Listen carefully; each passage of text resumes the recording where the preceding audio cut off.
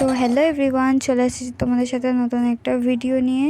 তো এটা হচ্ছে একদম ছোট 2 টিয়ারের কেক, তোমরা পুচকি 2 টিয়ারের কেক বলতে পারো। তো ওপরেরটা আমি 2 ইঞ্চির মোল্ডে বেক করেছি আর তার নিচেরটা 4 ইঞ্চির মোল্ডে বেক করেছি।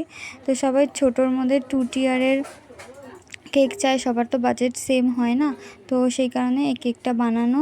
তো কেকটা তো আমার খুবই ভালো লেগেছে, কিউট একটা কেক ছোটোর মধ্যে। তো তোমরা দেখে জানাও যে তোমাদের কেকটা কেমন লাগলো।